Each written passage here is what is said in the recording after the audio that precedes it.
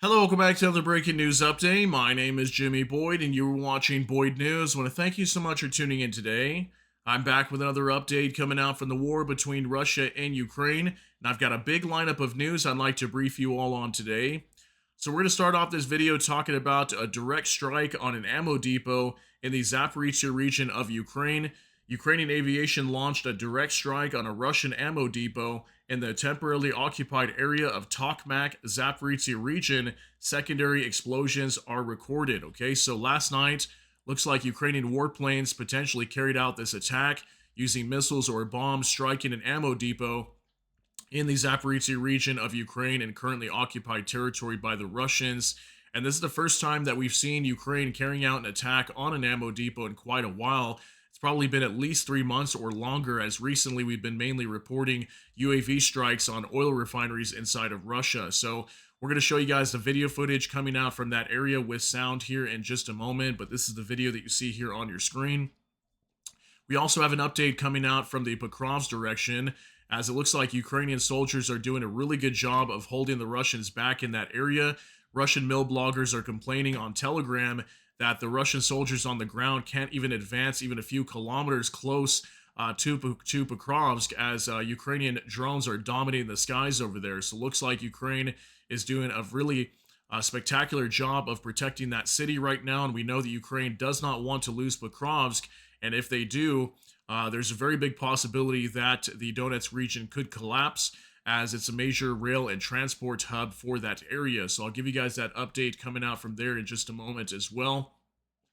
Then we also have a lot of statements coming out from the Munich Security Conference again today. We're going to talk a lot about that after we talk about this strike and the Pokrovsk direction.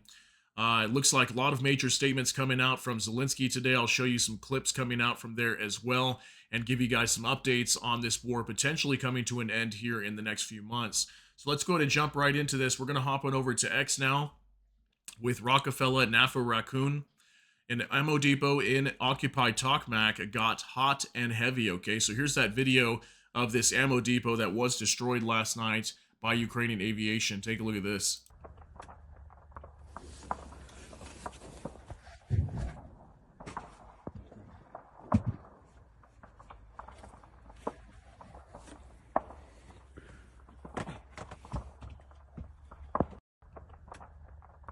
Right, so it might be a little hard to hear the secondary explosions coming from this ammo warehouse, but you can definitely hear them if you listen closely. Looks like the man was standing much further away from this facility as it was on fire and exploding. Okay, so unfortunately, that's the only video coming out from that area, but nonetheless, a direct strike on an ammo depot inside of Tokmak, Zaporizhzhia region, okay, in the occupied territory.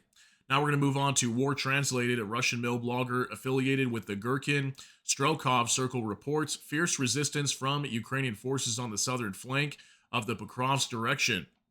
He states that Ukrainian troops fully control the skies, deploying a massive number of drones. Rotation is impossible, losses are severe, and any further advance is currently out of the question.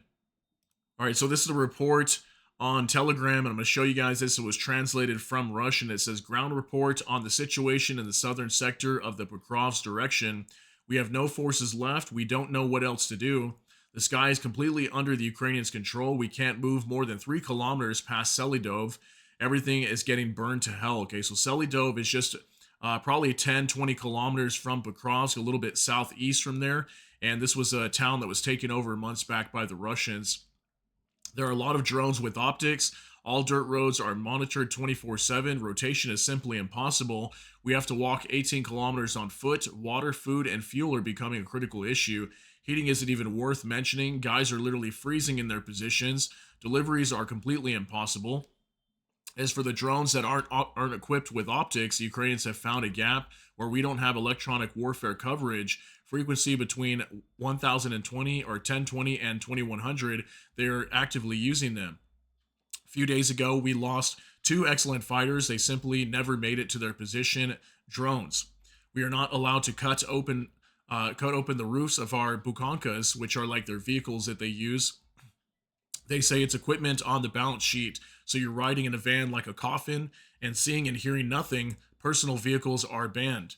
Everything is hitting Troitsk, if I'm saying that right, and the nearby rear areas, artillery, MLRS, and even some rockets we haven't heard before. Judging by the sound, there's something new. In short, it's a complete disaster.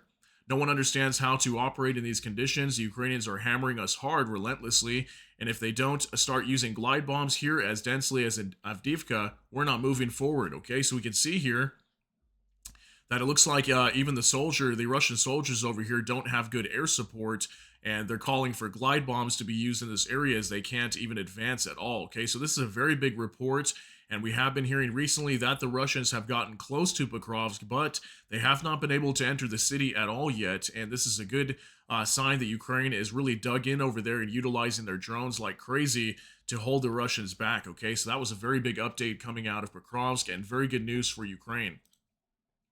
Now, for more translated, judging by reports on Russian channels, the AFU have started using fiber optic drones on an industrial scale. Such drones cannot be intercepted by electronic warfare or detected by UAV sensors. Okay, so this is a video coming out from the eastern side of Ukraine.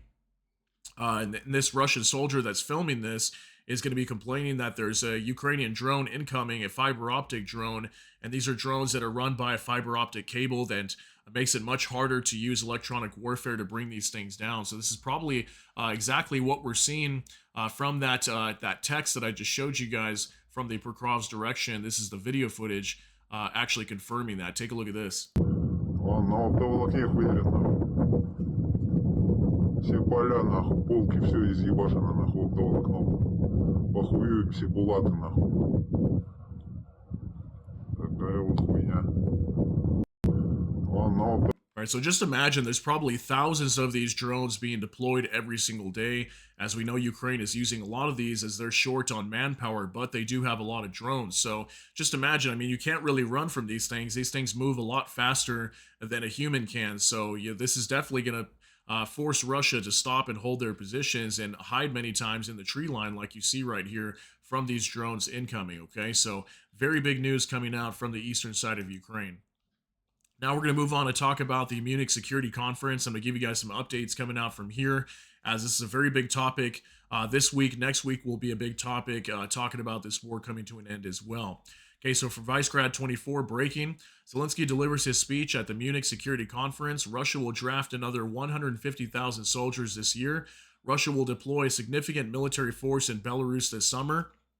We talked about this yesterday. I gave you guys an update on that. Don't underestimate the North Korean soldiers. They are quickly learning modern war.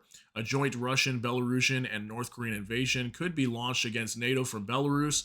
Poland, Lithuania, and Latvia are in danger. Russia wants to create a land bridge to Kaliningrad, okay?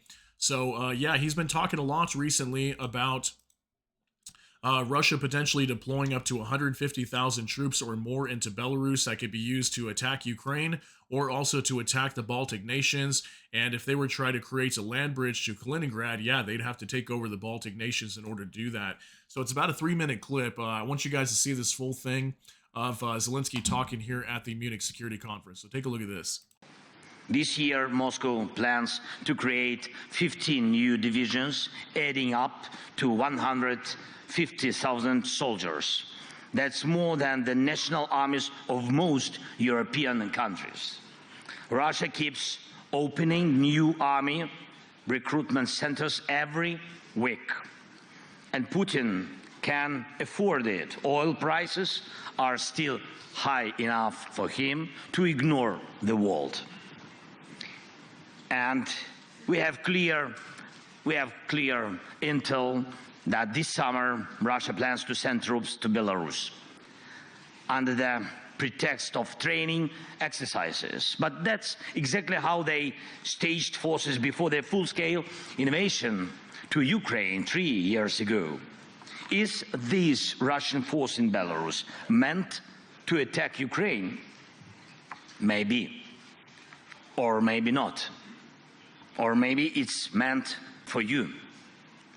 Let me remind you, Belarus borders 3 NATO countries. It has effectively become a foothold for Russian military operations. According to both Putin and Lukashenko, Belarus now hosts banned weapons, medium-range missiles, and even nuclear arms. Putin clearly sees Belarus as just another Russian province now. And we need to be realistic. If someone is setting up a military launch pad, we need to ask, what should we do about it? And more importantly, what can we do before the next attack, the next invasion? Remember, there have already been provocations on the Polish and Lithuanian borders with Belarus, migrant crisis staged by Russian intelligence to store up chaos in Europe. But what if next time it's not migrants? What if it's Russian troops or North Korean troops? Make no mistake, North Koreans are not weak. They are learning how to fight now, how to fight the modern war. And what about your armies? Are they ready? And if Russia launches a false flag operation or just straight up with no insignia from Belarus, like how Crimea got taken in 2014, how fast will the allies respond? And will they respond at all? Yesterday here in Munich, the US Vice President made it clear. Decades, he said, decades of the old relationship between Europe and America are ending. From now on, things will be different, and Europe needs to adjust to that. Okay, so imagine, guys, 150,000 troops that Russia might be stationing inside of Belarus. That's a pretty sizable force, and it makes you wonder why they'd be doing that. Now, it's obviously not summer yet, so we won't know for sure if that is going to be taking place. It's just information coming out from Zelenskyy at this time. But why would they be stationing 150,000 inside of Belarus? Would this be for an attack on the northern side of Ukraine to maybe get closer to Kiev, or what's going to happen here? He also talks about the North Korean soldiers currently in combat right now, how they're gaining a lot of experience. They're going to take that experience back to their homeland and use that to modernize their army as they're learning about how to fight in modern warfare. Okay, so big statements coming out from him today. Let's go ahead and jump into some other updates here from Noel Reports. At the Munich Security Conference, Zelenskyy called for the creation of a unified European armed forces, stressing that Europe can no longer rely on the U.S. He condemned Russia's nuclear plant attacks, and recruitment efforts, and warned of rising threats from countries like North Korea. Okay, so big update right here as well. He's calling for a unified European armed forces, okay, or a creation of it, and that's very big. And would Europe actually go ahead and do that? I think it could be possible. I do have an update coming out from France here from Emmanuel Macron that looks like some top leaders from Europe are going to be meeting sometime in the next week. Supposedly supposed to be talking about Donald Trump's remarks on this war, and it kind of appearing that maybe Trump is doing all this negotiation behind the scenes without Ukraine, with Russia, and not involving Ukraine. So I'm not sure if they're going to be talking about that, or potentially trying to put together a coalition of countries to create a unified European armed forces. Okay, so new update there. Now from Bliskovka, Europe is quietly working on a plan to send troops to Ukraine after the war ends, according to the Associated Press. The UK and France are leading the effort, but it is unclear what other countries will be involved. In particular, Italy has constitutional restrictions on the use of its armed forces, while the Netherlands and Germany need a green light from Parliament. Okay, so it could the European Union also be working on potentially sending troops to Ukraine? I mean, it is possible, but Zelenskyy did say he needed something like 150,000 to 200,000 troops, I think, just to protect the demilitarized zone if it gets created. So Europe could potentially be sending troops over there. We also heard from Kaja Kallas yesterday, the vice president for the European Commission. She said that they'd be able to send something like 25,000. So I don't know. We'll have to wait and see what Europe decides to do, okay? But could be potentially sending some to Ukraine, some troops. Now from War Translated, high-ranking officials from the U.S. and Russia will meet in Saudi Arabia next week to prepare for a summit between Trump and Putin. possibly by the end of the month, to discuss ending the war in Ukraine. Ukraine is expected to participate, but Europe will not be included, reports Bloomberg. Okay, so interesting. So US and Russia going to be having a delegation meeting in Saudi Arabia very soon to talk, and potentially Trump and Putin might be meeting there as well. We also know that the Kremlin has invited Trump to meet in Moscow, and I think potentially, I'm not sure if Putin is going to go to the U.S. or not, because technically, couldn't he be arrested if he were to do that? I don't know if he's going to go to the U.S. or maybe a delegation will meet over there. But yeah, we could be seeing Trump and Putin meeting as soon as next week, maybe in Saudi Arabia. But if not, top officials will be heading over there as well. All right, so from next, no one invited Ukraine to talks in Saudi Arabia, says Zelenskyy. I saw that someone said there would be a meeting in Saudi Arabia at the level of the U.S. and Russian presidents. Some peace talks, they even put up our flag. I don't know what this is. It's not serious. Ukraine should have leadership on the issue of who should be at the negotiation table, he commented on Kellogg's statement. Okay, so Zelenskyy coming out and saying that Ukraine is not even invited over there. It's just Russia and the U.S. Going to be communicating inside of Saudi Arabia. So doesn't look like Ukraine will be showing up or Zelenskyy or anything like that. It's just going to be the United States and Russia holding that conference in Saudi Arabia, possibly next week, okay? Now from Max 24, Zelenskyy offered Trump's special representative Kellogg to go to the front together and talk to the military. They need to understand the realities, not just under someone's influence, but to see it yourself, okay? So this is actually a smart move for Zelenskyy to do this. If they're going to try to end this war, I think it's important for top officials like the special envoy here, Keith Kellogg, this gentleman right here. He's, the main negotiator here from the U.S. and Ukraine, the mediator here talking to Zelenskyy. And yeah, I think it's important. He does need to see how the front line is so they can figure out how they're going to end this and how the conditions are on the front as well, especially if they're going to create a demilitarized zone over there. I think it's important for Kellogg to show up over there. So let's see if he decides to agree to that. Now for military news UA. Russia must return to the borders of 2022 at least, says Zelenskyy. Okay, so that's a big statement coming out from Volodymyr Zelenskyy as well from this conference. Now, is that going to happen? Most likely not. That would mean all the eastern side of Ukraine and southern side of Ukraine would have to be given back to Ukraine, and they're not going to do that. Russia already has control over all these areas, taking over all these coal mines, rare minerals on the eastern side of Ukraine as well. They're not going to want to be able to.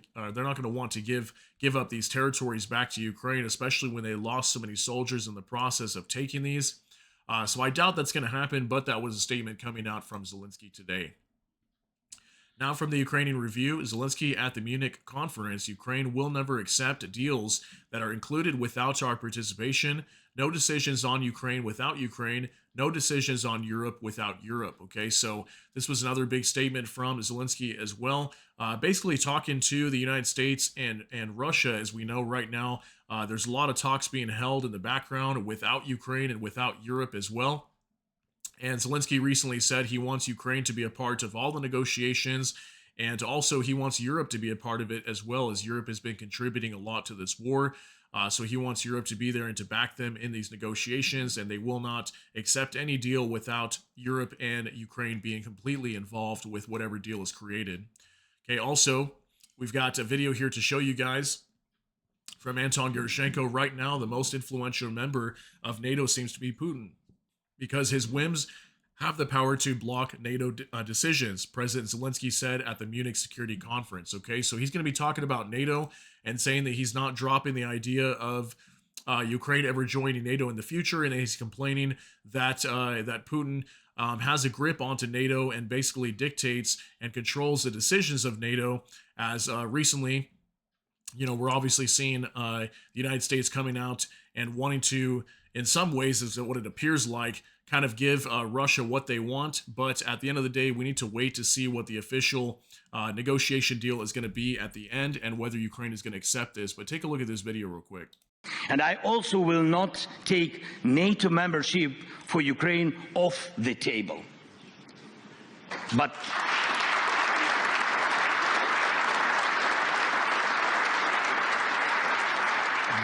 right now, the most influential member of NATO seems to be Putin, because his whims have the power to block NATO decisions. And that's despite the fact that it was Ukraine's army that stopped Russia, not a NATO country, not NATO troops, but only our people and our army. And I also... Okay, so Zelensky's kind of got a point here when he's talking about the fact that it was, Ukraine that stopped Russia's army, not NATO. That, obviously NATO supplied a lot of the weaponry to Ukraine, but the soldiers were the ones that stopped Russia's army and are still continuing to do so, especially on the eastern side of Ukraine. So looks like he's still open to Ukraine joining NATO in the future. And that statement obviously talking about Putin, how Putin has kind of like a grip onto NATO and can block a lot of their decisions. Okay, so that was something he stated there today as well. Now from next, Macron calls emergency European summit on Trump. French President Emmanuel Macron is summoning European leaders to an emergency summit in Paris on Monday, Polish Foreign Minister Radoslaw Sikorski announced at the Munich Security Conference.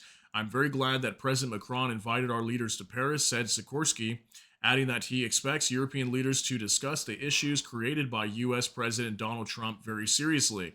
It was not immediately clear whether all EU leaders would attend or if only a small group of countries would be present, and whether other European leaders such as UK Prime Minister Keir Starmer would be invited. Okay, so we don't know who exactly is going to be showing up to this meeting next week, looks like on Monday.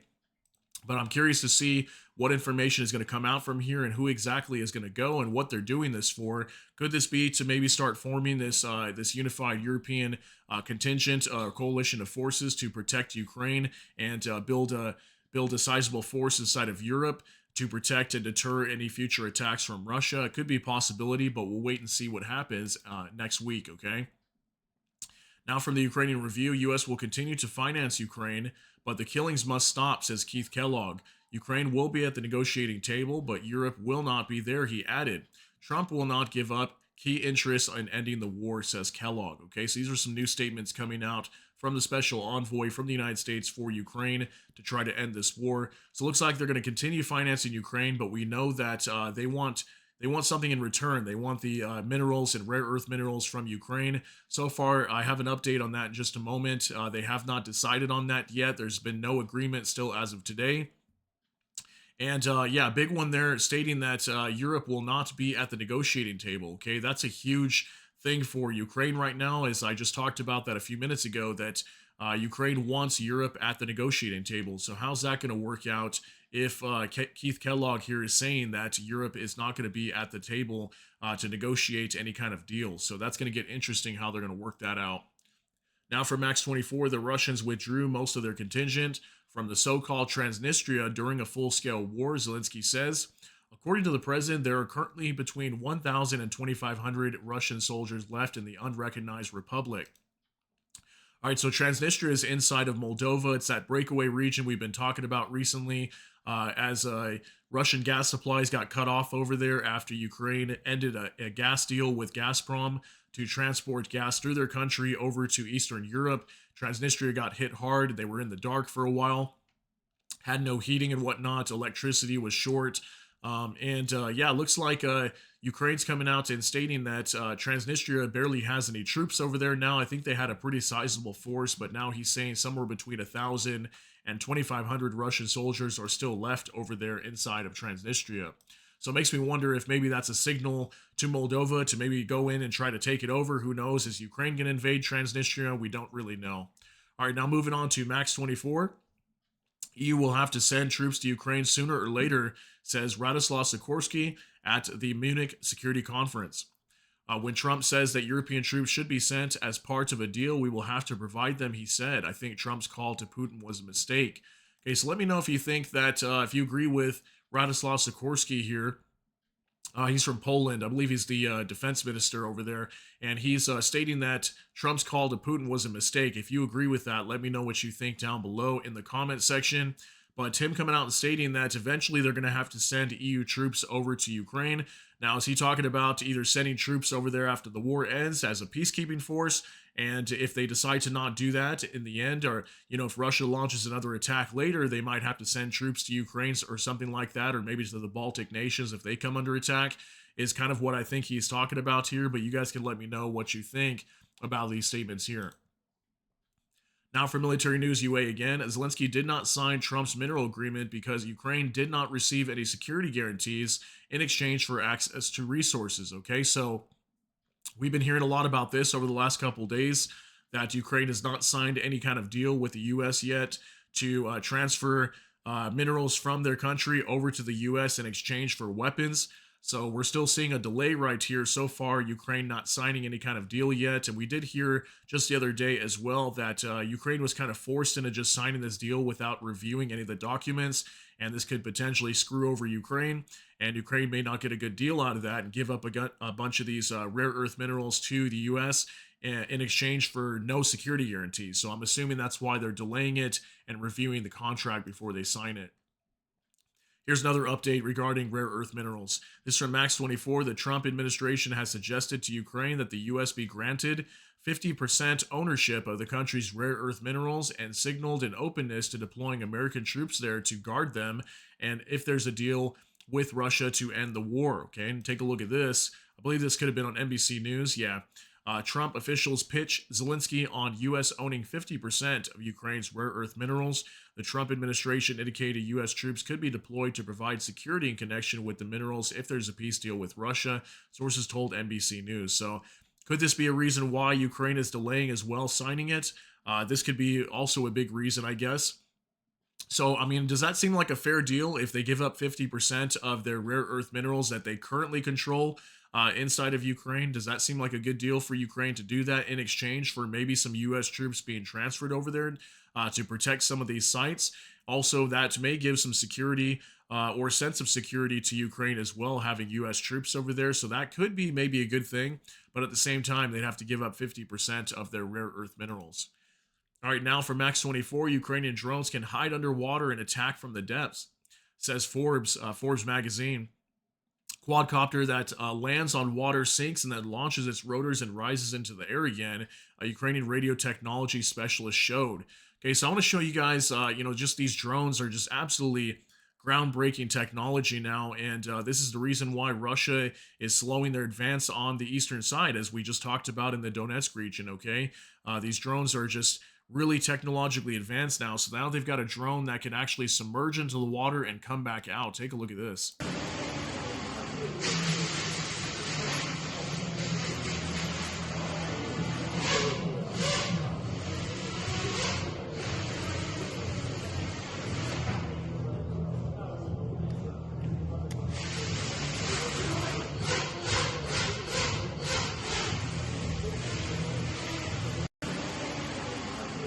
Right, isn't that pretty crazy? So imagine if Ukraine started hiding a bunch of these inside of lakes or rivers inside of Ukraine, and they could use these to launch attacks out of the water over there. I mean, there's a lot of water inside of Ukraine, and it's pretty crazy, what they've been able to achieve with these drones. And if you think about it, it's a little scary at the same time on how modern warfare is going to be fought. Even 10 years from now into the future, it's going to be completely different, and it's really moving towards a position of maybe at some point armies around the world won't even be using actual humans. They'll be fought by machines. So pretty scary video to see there, but at the same time, amazing technology that is being introduced to Ukraine.